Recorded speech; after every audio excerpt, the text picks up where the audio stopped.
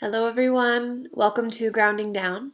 Welcome to a quick course on a breakdown of vaginal steaming, its various benefits, reasons for use, contraindications, and etc.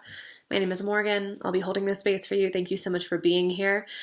You'll probably hear my spring allergies right now, and if you've been a member of these videos for a couple years, you'll know the pattern that every spring my sinuses just kick up from all the pollen. So you'll hear a little bit of that in my voice, my nose, but we are going to do this anyway. So I am so excited to bring something a little bit different into this membership platform. Since Grounding Down's conception in 2020, this platform has primarily been reserved for virtual yoga and meditation classes to keep everyone moving in the comfort of their home. I want to acknowledge that people are moving back into public studio spaces, and I really want to take advantage of how useful this platform can be anyway for creating more education around so many of the facets of the work I do at Grounding Down. Yoga is just one facet, and so much of the other facets involve my background as an Indigenous woman and my education as a folk herbalist, a holder of medicine, ceremony, and someone who honors roots ultimately. And I want to bring in also my background as a labor doula. I don't know if many of you know that I have a background as a labor doula. I was a practicing labor doula up until about 2019. I've been taking a little bit of a break and having clients here and there, but that break has allowed me to dive really deep into prenatal and postpartum care, which leads me into this video to create a little bit of education around vaginal steaming. There's a lot that I want to get through in about 20 minutes with you. What I want to start with is breaking down the etymology, not the etymology, but really the origin of vaginal steaming, the ways in which it's been homogenized in our Western culture, some really interesting perspectives and opinions on vaginal steaming that I always like to pivot to my audience because it's like, let's be informed and show up in a way that feels embodied for ourselves.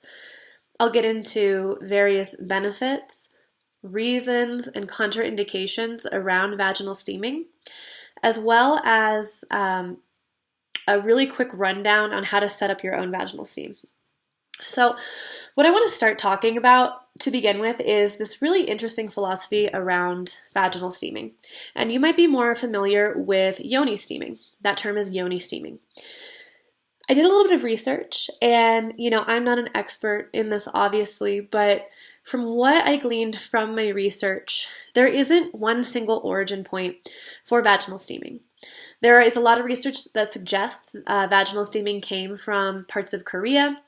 Other research suggests that it came from parts of India, which is why it would make sense that it's called yoni steaming.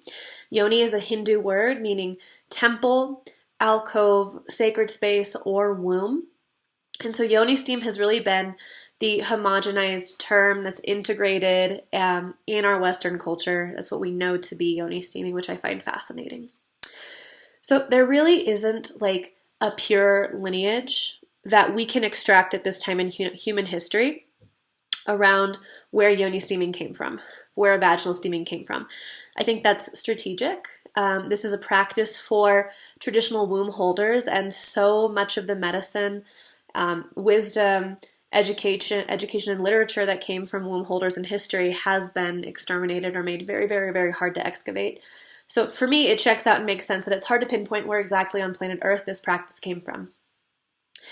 I'm in the camp of this is a very beneficial practice for so many reasons, numerous, countless reasons, for every stage in life, every stage of fertility, pregnancy, postpartum. Even if if you've never had a child or procreated, vaginal steaming is still so beneficial.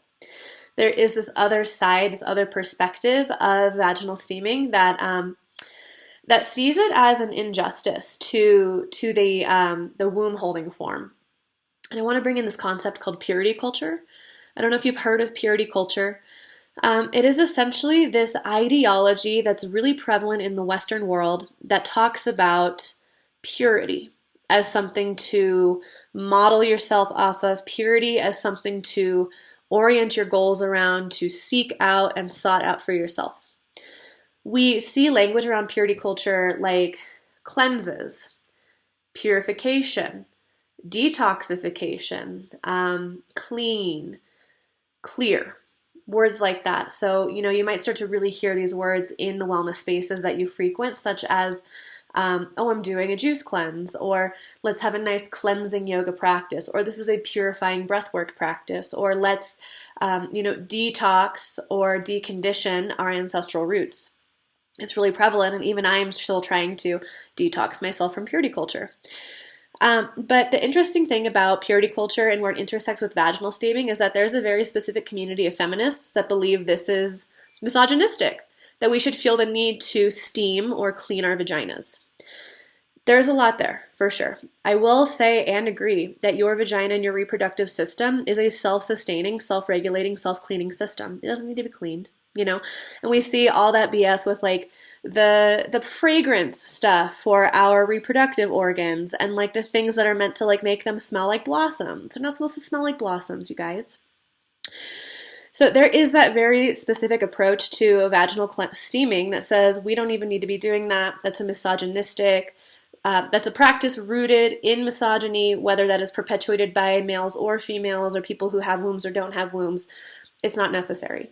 And that's fine. If you want to be in that camp and that's how you feel about it, I want you to be informed and have this approach to vaginal steaming and just know that that's a belief system. On the other hand, the camp that I really believe in is I've seen these results land in my clients' bodies and people's bodies. I've seen a lot of healing happen through vaginal steaming. And so that's where I'm at. As always, in Grounding Down, we prioritize safety and transparency above all. And so I'm never going to be someone who's like, go steam your vagina because it'll like heal your spirit. No, it might be one stepping stone in that journey, but there is so much more integration. And I want you to get to that point from an embodied place of yes for yourself. Okay. So that's kind of the story and history of vaginal steaming, yoni steaming, whatever you'd like to call it. At Grounding Down, we also really care about decolonial framework and consciousness around cultural appropriation. So just know that there is a lot of cultural layering and homogeny tied up and layered into vaginal steaming. So if you choose to use the word yoni steam versus vaginal steam, that's fine. Just be respectful about it. Do your research and really dig into like what the yoni actually means. Learn about the yoni mudra and yoga. Learn about yoni asana, postures that help activate the womb space. Like really go for it, you guys. So that's the etymology. I want to give you a super quick rundown of benefits, contraindications, and phases of life that vaginal steaming is very beneficial for. Vaginal steaming can be a practice that you have for yourself most, if not all, of your life, before childbearing years into postmenopausal years. You do not need to be in your childbearing years to be reaping the benefits from vaginal steaming. If you have children who are womb holders, I would say don't introduce this practice to them until after their first menstrual cycle, or even a few years after their first menstrual cycle, just because when the menstrual cycle arrives for the first time, it can take a few months, even a few years for some bodies to get comfortable with it, to regulate it, to be comfortable with their bodies and talking about things like the vagina and vaginal steaming. That's all dependent on how you are raising your children, but I would say from a purely physiological place, it doesn't make a lot of sense to steam until after that first menstrual cycle. So just keep that in mind. There are so many reasons, again, as I mentioned, for vaginal steaming, and I'll start with fertility reasons, because I know so many of you are on an active fertility journey, are thinking about starting that journey for yourselves in the next couple of years, or are in between babies and are thinking about how do I kickstart my fertility and keep it going.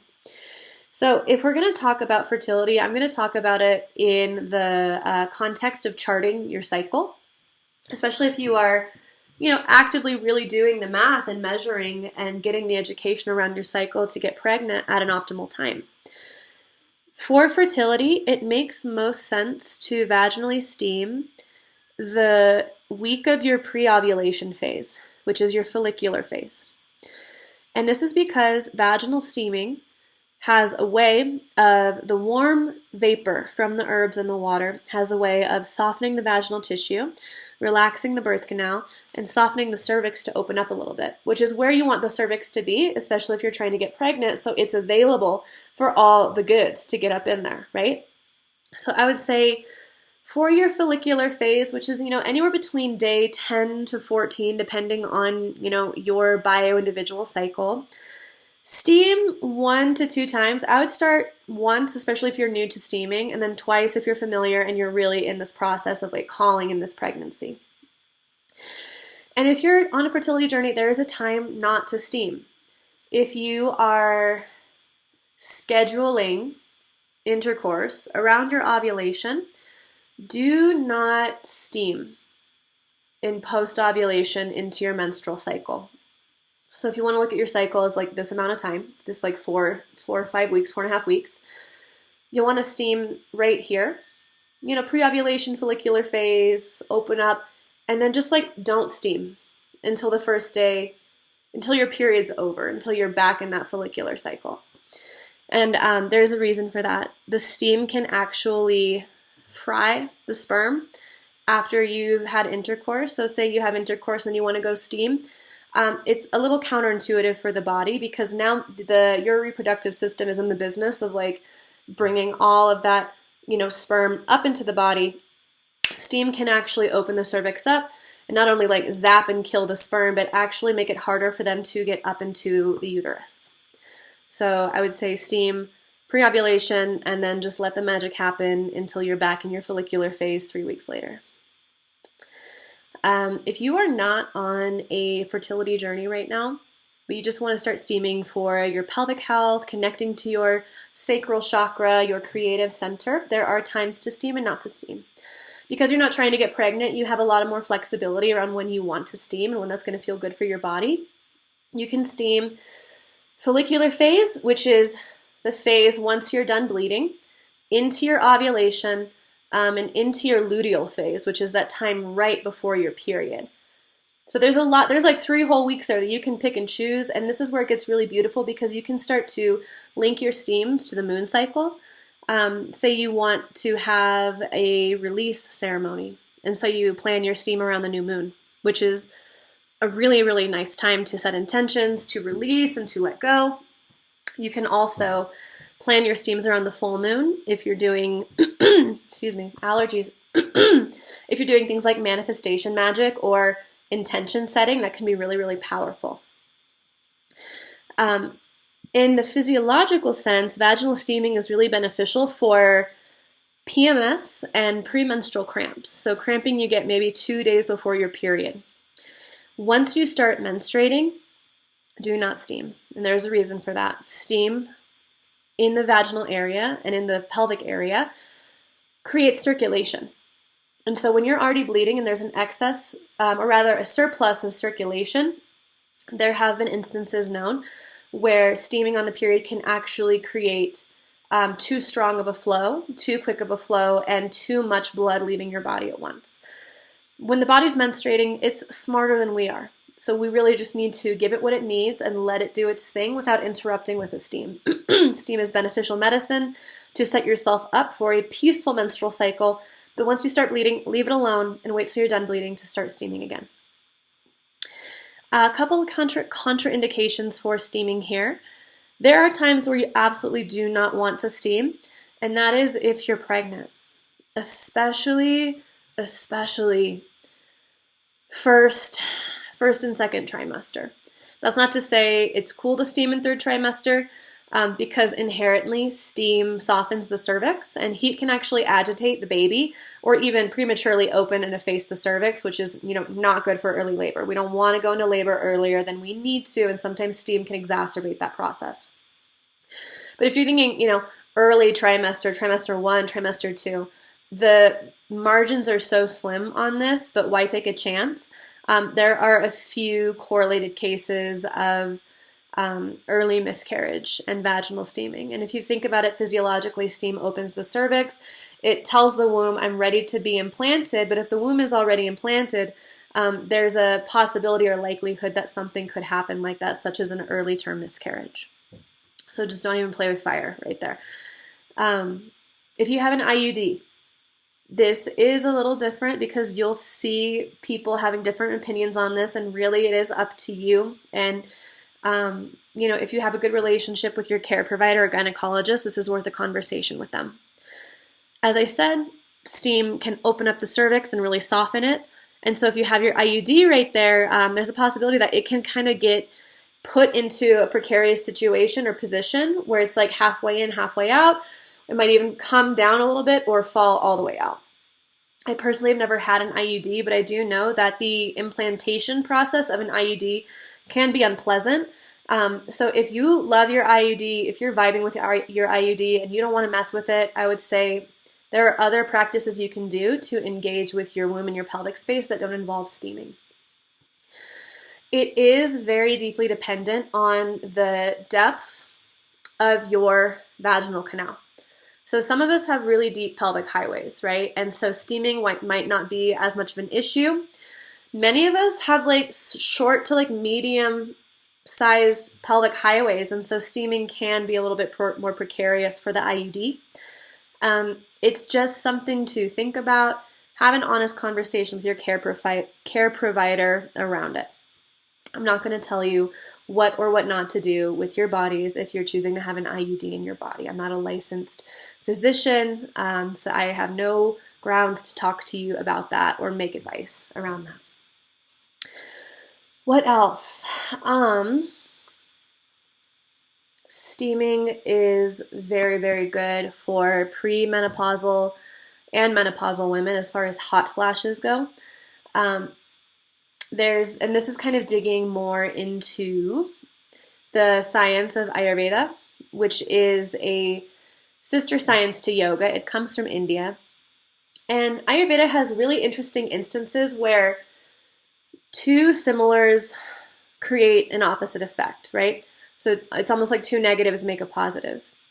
And in this sense, Ayurveda might recommend, like on a hot day, have hot tea to help your body sweat and to trick your body into sweating and cooling itself down. Steaming is kind of that same way for hot flashes in menopausal women. Steam for hot flashes is actually very beneficial and can help de-escalate that body's response to heat up. It will create a little bit more sweat and help your body cool down. That's not going to feel great for everybody, but it is an option. And I almost forgot, steaming for postnatal experience is incredible. I know a handful of you are pregnant, which is so exciting, and I can't wait to see you have your babies and become parents. And I do want to say that whether you deliver cesarean or vaginally, steaming is going to benefit you either way. What the steam does, especially if you deliver vaginally, it'll soothe all those tissues in your perineum. If you have a C-section birth, the steam will actually also help move up into your vital organs and help the organs shift back into optimal place. I love just to remind everybody that there is no return to the pre-pregnancy body. How could you? The body just did something incredible, amazing, cosmic, beyond comprehension. And you will always be postnatal, right? You will always be in that experience in that body, regardless if you decide to do it again or just have one. And so the pre-pregnancy body, pre-pregnancy position, I just don't really vibe with that kind of language because I find that it can be harmful, especially for so many people who experience body dysmorphia and shame coming back into their post-pregnancy body. So with that in mind, steaming can actually be so beneficial to helping your organs come back into optimal placement. When you're pregnant, that fetus moves everything around, and so your kidney might be up in your rib cage and your stomach's up and it's crazy. It's wild. And so when you're slowly bringing yourself back into that physiology of having all of your organs back where they need to be, steaming can actually alleviate some discomfort around that process and create circulation, so it is a smooth process for you. Okay? So I think that's all I need to say about benefits and contraindications. There was one more. You don't need to be on a fertility or physical journey to benefit from yoni steaming or womb steaming. And by physical journey, I mean like if you have, cysts or fibroids, or there's some kind of diagnosis in your womb space, you don't need that to get something out of vaginal steaming.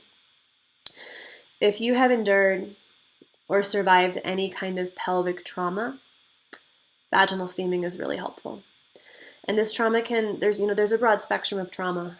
There's obviously physical and sexual trauma to the pelvic region, which can get energy really, really stuck and lodged in your pelvis. There is injury. There's sickness and disease. So I'm thinking of pelvic inflammatory disease. I'm thinking of STDs and STIs, blisters, lesions, so many things that can happen to the pelvic area. And so many of those things are also tied into emotions and the way we feel about them and the way those things make us feel. And so in my experience, having dealt with some of those things in my life, vaginal steaming has been really, really powerful for me to heal, to get in touch with the shame and guilt that I feel like I had lodged in my pelvis, and to slowly coax it out really softly, really lovingly through many, many steams, and also support from my family, my health provider, and my therapist. And I really recommend that if you are currently healing some complex or even, straightforward trauma around your pelvis, that don't just resort to vaginal steaming or meditation or essential oils. Those are really wonderful tools to come back to when you can, but always use these tools in conjunction with clinical, professional, and emotional support from people that you trust. Okay. I want to keep this as short as I can, so I will demonstrate a super quick, I'm not going to demonstrate it, but I will, show you how to set up your own vaginal steam. So there's a lot of ways to do it. You can go have a vaginal steam stool made on Etsy. You can go buy one. They're not that expensive. I mean, they can get expensive if you want a really intricate one. But for me, I just use a pot about this big, and you really don't need anything huge. This is fine. What you'll do here is put in, a scoop, maybe a cup or so of your herbal blend, and pour 3 to 4 fingers width of hot water on top of the herbs.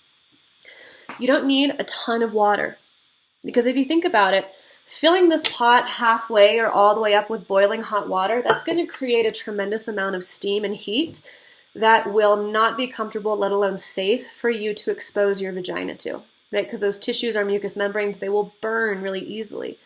So anywhere 3 to 4 fingers wide of water, keep it hot. You'll be surprised how much steam and heat it gives off, and you'll just need to modulate to find where your sweet spot is. Let's see, my computer is running out of juice, so we'll wrap it up super quick.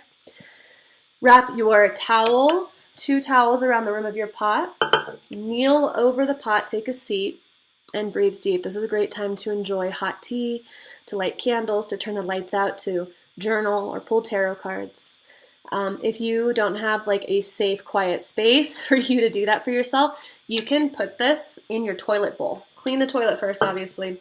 Put it in the bowl, put the seat down, and then enjoy the steam that way. Really, really spacious, really, really sweet. There are a lot of different herbs you can utilize and call on for the various healing goals you have around vaginal steaming. The custom blend that I've made for the community is really simple. It's calendula, jasmine pods, mugwort, lavender, and basil. These are all, they're kind of like the backup dancers in every blend. And I would add, a more backbone herb in each blend if I was customizing a blend for someone who had fibroids versus someone who was on a fertility journey. But I'd say that's a really general approach. You're welcome to go get that from an apothecary. I also sell this blend prepackaged on my Etsy store, so you can grab yourself a bag whenever you want. My computer is low juice. I should have plugged it in. So I'm going to leave it here. Happy steaming, everyone. Please reach out if you have any questions or thoughts. I'm happy to be in support of this journey for you. I love you. Thank you for being here, and I hope to hear from each of you soon. Thank you.